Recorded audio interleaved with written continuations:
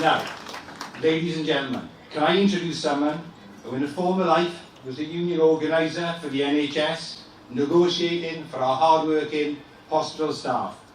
He is the man at the head of a Labour Party that will invest in our NHS. He will give patients the modern, well-resourced services that they need for the 21st century. Jeremy, that was my truth. Tell us yours. Friends, Jeremy Corbyn.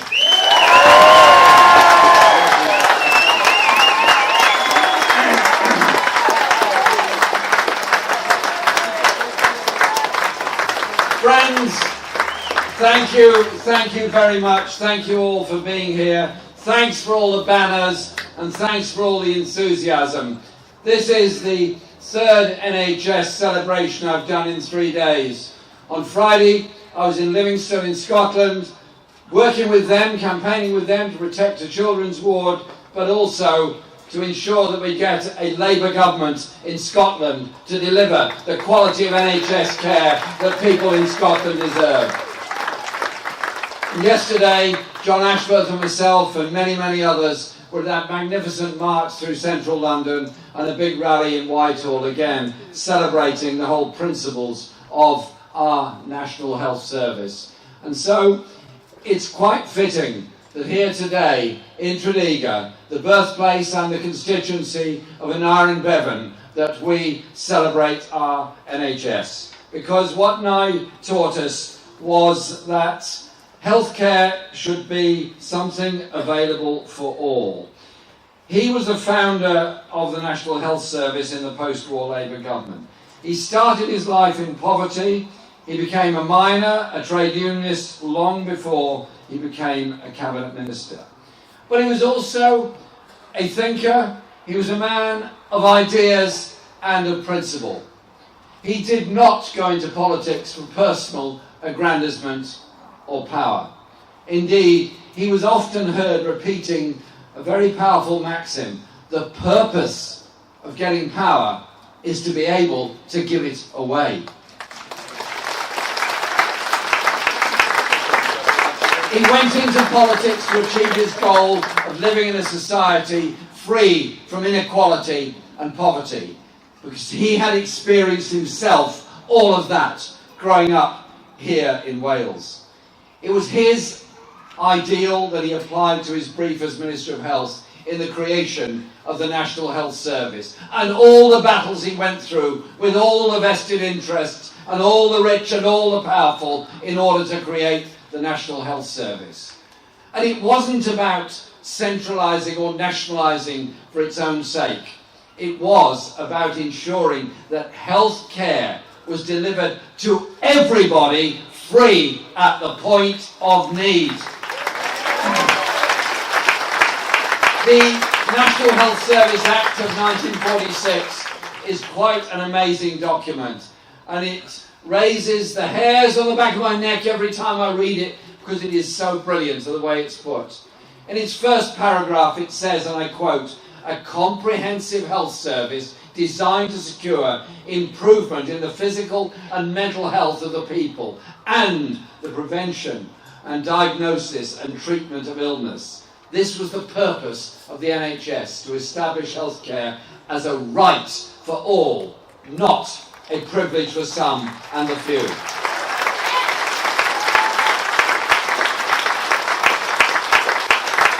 It's socialism in action.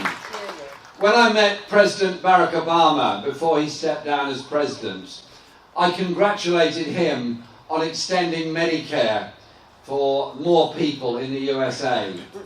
And he reached across the table, he said, "Jeremy, that is very, very kind of you to say so. But it's my greatest failure. I wanted, as president, to deliver health care for all." And so what I gave him was a gift, a book of what Keir Hardie would have said, another Welsh MP. And I gave him this book and explained Keir Hardie's life and explained Tredegar Bevan's life, and he said, "I can see that's where the inspiration of your party comes from." It was a wonderful comment of his to make, but our message has to be that everybody in every part of the world deserves the right of healthcare as a right, as a human right. So the message that Nye gave here in Tredegar when he said no society can legitimately call itself civilised if a sick person is denied medical aid because of lack of means. Society becomes more wholesome, more serene and spiritually healthier if it knows that its citizens have at the back of their consciousness the knowledge that not only themselves but all their fellows have access when ill to the best that medical skill can provide. For a generation, including mine, that have never known anything but the National Health Service, we have to remind ourselves what the fear of illness was before 1948. We want to be healthy. None of us want to be ill. We are afraid of terrible diseases. We are afraid of terrible conditions. We are afraid of accidents. It's a natural human condition. But none of us have a fear at the back of our mind that the care will not be there because we don't have the money to pay for it. I have a family member who lives in the USA who suffered a great deal from a very serious illness. She had good insurance and she's been well cared for and recovered. Wonderful.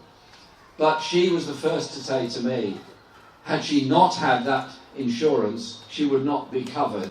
The family would have been bankrupted. The biggest cause of bankruptcy in the USA are medical bills. Remember, our health service matters, our health service matters, it's ours, and we're not giving it away to anybody. It is our most prized and popular institution, but we've got to look at it as it is today.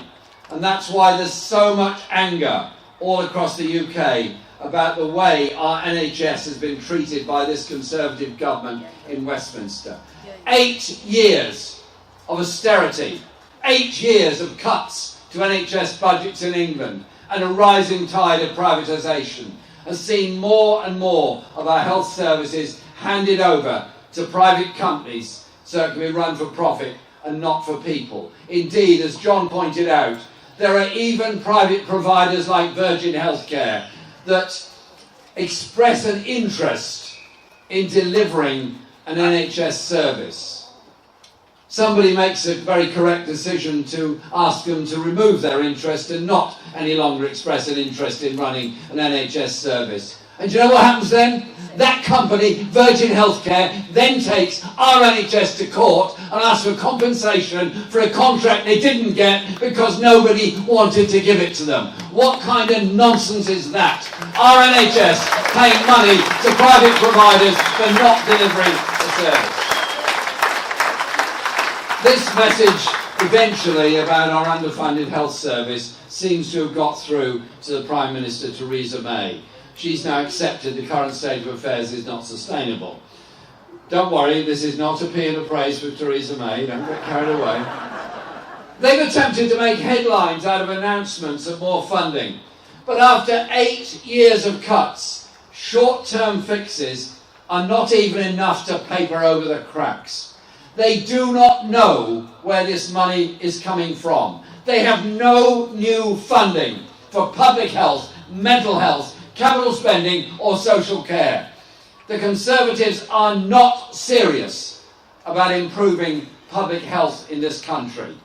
The proportion of our nation's wealth going into the NHS has fallen under these Conservative government. It's my pledge here today on behalf of the Labour Party, the next UK Labour government will reverse that trend.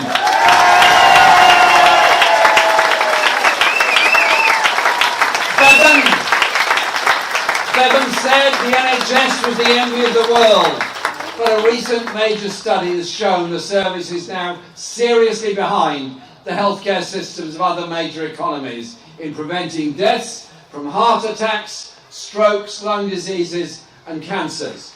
It shows that Tories starving of the health service and having a genuine and negative impact on the NHS ability to cure major illnesses. The average spend across the UK is £3,100 per person per annum on healthcare. That compares to an average of £3,500 amongst major developed countries. £400 difference for every person across the UK is a major difference.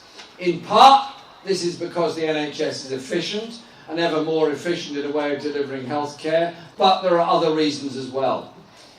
When these comparisons are made, I ask you to exclude the United States from them.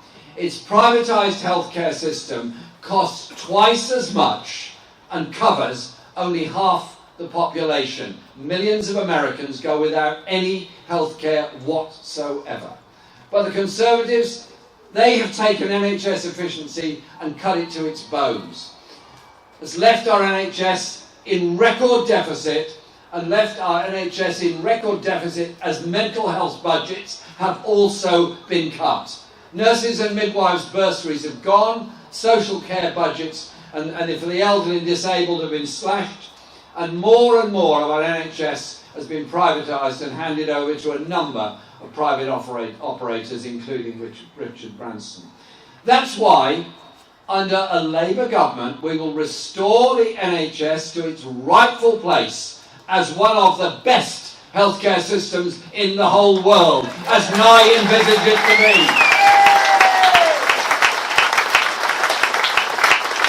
And we will no longer say that people in this country will have less chance of survival of heart attacks, strokes, lung diseases and cancer. We are the party that created the NHS when the Tories voted against it. And Labour is the only party that will properly care for the NHS and its workforce. Indeed, I want to take this opportunity of paying tribute to all those that work in the NHS and to say to Theresa May, you created the hostile environment against the Windrush generation. We, the Labour Party, thank the Windrush generation for your stoicism, your contribution, your dignity and your support for public services all across this country.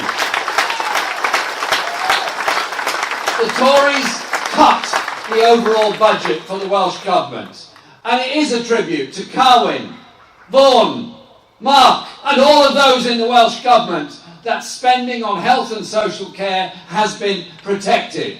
Not only this year, but last year health spending per person grew by 5% in Wales. Well done, Welsh Labour. Well done, Welsh Labour. And I will take no lessons from Theresa May or any Tories on the conduct of the health service in Wales. We know it is in good hands. Good hands of people that believe in a national health service. The availability of free hospital parking, free medical prescriptions has been delivered by Labour in Wales and is ensured that people are not subject to hidden charges or taxes, which place an extra burden on patients, families and staff.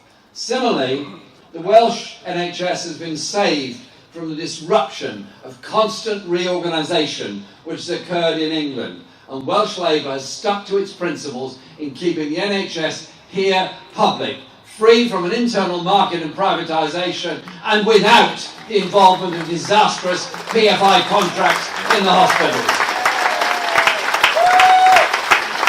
The next Labour government in Westminster will take the profiteers out of the NHS in England as well. And we will increase funding for the NHS by an extra £30 billion throughout the lifetime of the next Parliament. And that will be paid for and costed by asking the very richest 5% in our society to pay a little bit more. I do not glory in the levels of inequality across this nation. And that increase will ensure that patients can be cared for by a health service fit for the 21st century. We will introduce free hospital parking in England, just as you've done in Wales. It will be paid for, I think this is a good move, by increasing levies on private health insurance premiums. It's not very much, and it will mean that that stress of the cost of parking your car at a hospital car park when you don't know how long you're going to have to remain there is gone. We are the only party that will support the NHS staff, and I want to pay tribute to those taking action at the moment in Lee, in Lancashire, standing up against the privatisation of their services. Well done Unison, well done Unite, and well done all of you. Yeah, wave the flag, because I am also a Unison member. Because they've been subject to a pay cap which resulted in a 14% real terms pay cut. This is a disgraceful way to treat the staff who keep our NHS going day in, day out. We will end the appalling cases of working nurses being forced to use food banks because they can't have enough money to buy food for themselves and their families. Just think about it. What has happened to this country that our health service nurses, some of whom need to go to a food bank just to feed their family? It is a disgrace, as it is that anybody should have to go to a food bank. So our ambition is not just to have the best health service in the world providing the best outcomes, but the best trained clinicians and nurses, which is why we will reintroduce bursaries for health-related degrees. We're losing too many of tomorrow's nurses because the government is too mean to pay for the bursaries of today to ensure they get that training. I spoke to a group of graduates, or those just about to graduate from Worcester University on a nursing course. There were about 25 of them there. I asked them how the course had gone. They were very pleased. They'd all got jobs. They were delighted to work in the NHS. And I then said, can I ask you one last question? They said, please go ahead. And I said, how many of you could have done this degree if you'd not had the nurse bursary? Do you know how many hands went up? One. And that was only because her husband was in a good job and was able to pay for her to do it. What a crying shame and waste that we're losing the skills of a whole generation of people who want to work in our National Health Service. We created the NHS, and what every Labour government has had in common is that it has protected and improved our NHS. Every single Labour government has, and the next one will as well. Bevan created the NHS as part of the post-war government's very radical agenda to create a comprehensive welfare state. They wanted not just to improve the nation's health, but to end the poverty that so much of the population had been forced into after the Great Depression. Remembering that extreme poverty in South Wales, the great poet Dylan Thomas, and he's a wonderful poet, as so many other poets from Wales are so wonderful. But I just want to quote what he wrote in 1943, recalling a scene that would be familiar to many. Staring at the hunger and the shut pit head, nothing in their pockets, nothing home to eat. Lagging from slag heap to the pinched, packed street, remembering the procession of old young men. It shall never happen again. That's what Dylan Thomas wrote, remembering the depression. So Bevan and that whole generation of socialists did commit to it never happening again. They sought to combat Beveridge's 5 evil giants: squalor, idleness, disease, ignorance, and want. They knew then, just as we know now, that you have to be truly transformative to make a difference to people's lives. And the next Labour government, I promise you, will be truly transformative. You cannot have a healthy society without it also being a prosperous society. And there is mounting evidence to support this, showing that austerity and inequality are killing us. Ill health and deprivation are too often predetermined by the accident of a person's background or the geography of where they live. Men in the most deprived parts of England today will have nearly 20 fewer years of lives than those in good health. In Scotland, it's 26 years. And this isn't about rich London and the South East versus the rest of Great Britain. There is massive inequality even in the wealthiest parts of this country. Take the Royal Borough of Kensington and Chelsea, for example, the site of the Grenfell Tower tragedy just over a year ago. There, in that borough alone, the richest borough in the whole of Britain, life expectancy is 14 years lower for the poorest residents. People living in the most deprived areas are 5 times more likely to suffer from cardiovascular disease, 70% more likely to get lung and cervical cancers are diagnosed in those very same areas. It's an old cliche, but it's true. Prevention is better than cure. Now I recognise that. The NHS treats illness, but our unequal society causes much of that illness. So we will be as dedicated to the prevention of ill health as we are dedicated and compassionate to the treatment of ill health. NHS professionals recognise this. Earlier this year, NHS England said, and I quote, "Inequalities and life expectancy and healthy life expectancy are nearly all worsening." We are the second or third richest economy in Europe. Yet, out of the 28 nations in the European Union, female life expectancy is 17th. For years, people were living longer. Life expectancy was increasing. That has now ground to a halt. And in some parts of Britain, life expectancy is actually falling. This is unprecedented at any time in the history of this country.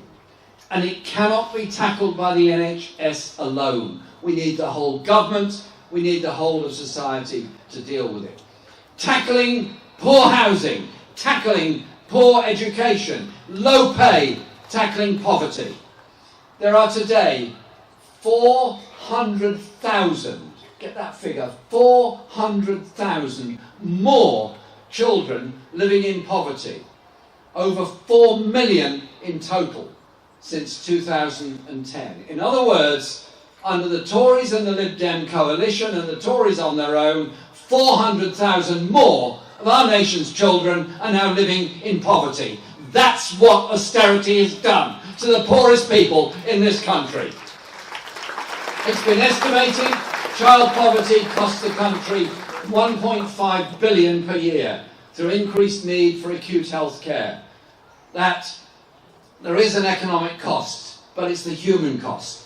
Infant mortality would be reduced by 1/4 if all children were born into the lowest areas of deprivation. Nye and the government that he was such an important part of knew that improving living standards for all meant decent homes for all, decent education for all, decent living standards, in short, decency for all. Nye was also the housing minister that did so much to improve the quality, the quantity, and the type of housing that was built in that wonderful 1945 to 51 Labour government. The Labour government that I want to lead will provide that, and we've begun to set out how. Our approach will be a society-wide mission against the causes of ill health and deprivation. We can only tackle the challenges of inequalities affecting life chances and ill health if housing, economic transformation, education and social care and our NHS are working together. Take air pollution, for example, a major problem in many of the UK's big cities and plays a big part in up to 5% of all deaths in Wales, up to 8% of all deaths in London.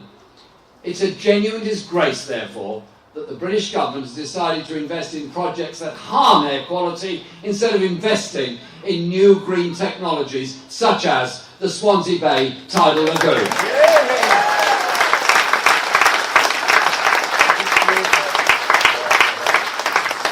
We know that the two biggest changes we need to make to reduce health inequality are increasing the incomes of those stuck on low wages and improving early years provision for children to give them the best possible chance in life. The last Labour government brought in the Sure Start programme. It was a massive achievement, and I want to pay tribute to the late Tessa Jowell for setting up that programme and what she did in achieving it. Unfortunately, again, the comparison comes in. Over a third of Sure Start centres in England have been closed since the Tories came to power, and in stark contrast, in Wales has given us the Flying Start programme providing childcare, health visitors and parenting support. Well done, Labour Wales! The importance of early years in helping all aspects of a child's future, education, health and social development, is why the next Labour government will not just halt the closure of Sure Start, we'll give new funding to the scheme.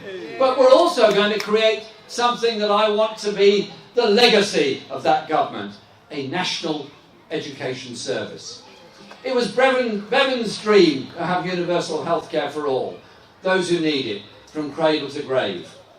It's my dream, it's our dream. I want it to be everybody's dream, to provide universal education from cradle to grave for all those who want it. Just as the NHS provides healthcare as a right for all, the National Education Service will change the attitude towards college and university and further education as being a right, not a commodity to be bought and sold. And it will provide a range of education free at the point of use up to and including degree level, as well as allowing the extension of free childcare to all 2-year-olds, which across the whole of the UK, which we know makes a very significant difference to their life chances. It's this belief in the early years sector that has led to our ambition to have the healthiest children in the world, and a new 250 million children's health fund, and a new government index of child health to measure our progress on this compared to other countries. I want our Labour government to be measured against the reduction in poverty, the improvement of health, the better achievements in schools, the ending of rough sleeping, the ending of homelessness. I want to be measured about the improvements of ordinary people's lives. Not the tax breaks for the super rich. And not the giveaways that this government is so fond of. The second challenge to improve the health of the nation is to improve living standards. That means raising pay whilst reducing the cost of living. The only real way to lift a significant number of people out of poverty is that we know is linked to physical and mental health conditions. That's why we're committed to raising working people's pay, which is vital considering that a record 60% of people living in poverty are in households where somebody is actually in work. That's why we will introduce a real living wage of £10 an hour by 2020. We will ban 0 hours contracts which deny people the security of knowing how much money they'll earn every month.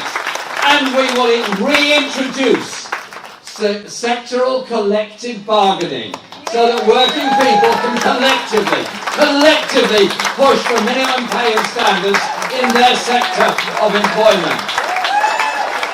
These are just some of the reforms needed to transform the world of work and help ensure that working people, those who create the wealth, will receive a much fairer share of the wealth that they create. Improving the nation's housing must be a priority. We all know the link between housing and ill health. The Building Research Establishment has estimated that poor housing costs the NHS, Building Research estimating NHS costs 1.4 billion per year of people living in poor quality, insecure, inadequate housing across the UK. This is of little surprise as the housing stock in many parts has degenerated, particularly in the grotesquely under-regulated private rented sector.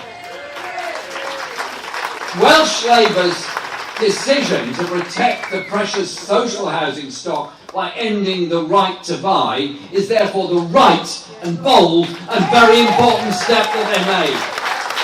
Secure housing for individuals and families must be the central pillar of the modern welfare state that provides good quality of life for everybody alongside the NHS, an education system and social security. And this is actually a pragmatic move. Will not only protect existing housing social stock for future generations, but will encourage the building of new houses for a growing population. Indeed, it's meant that Welsh Labour councils are actually beginning to build new council houses, a move which must be embraced and accelerated if we are to deal with the housing crisis. So, the next Labour government will re-establish a Department of Housing with the goal of tackling the housing crisis, which the Tories have caused with the lowest level since the 1920s. And we will end the scourge of homelessness and rough sleeping, which is rising year on year.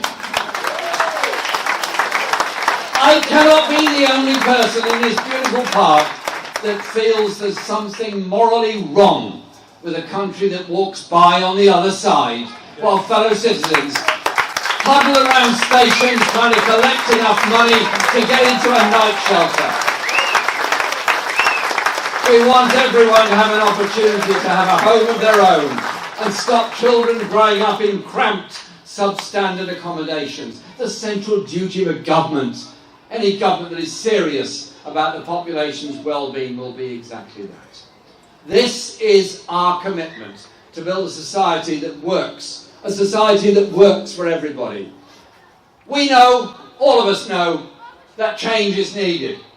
If we're serious about ensuring that our NHS is here for another 70 years, then we must support it, end privatisation, and ensure we tax appropriately to give the NHS the funding it needs and deserves. If we're serious about improving the nation's health overall, we must improve the nation's pay and people's living conditions, reduce poverty and inequality. If we're serious about fulfilling Nye's original dream of creating a society that looks after everybody, then we have to transform our economy. So it doesn't just work in the interests of a few. I don't want to live in a society where anybody walks by on the other side. We must include everybody and exclude nobody. They were Nye Bevan's values. They are the NHS's values. And you know what? They are Labour's values. Thank you very much.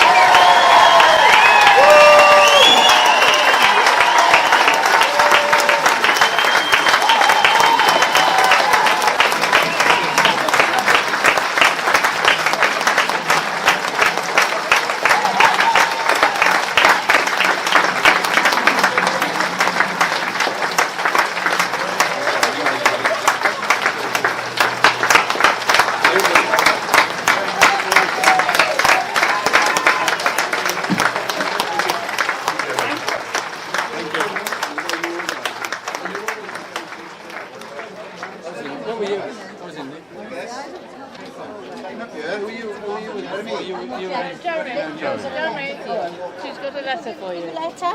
Give the letter to him. Can I read it now?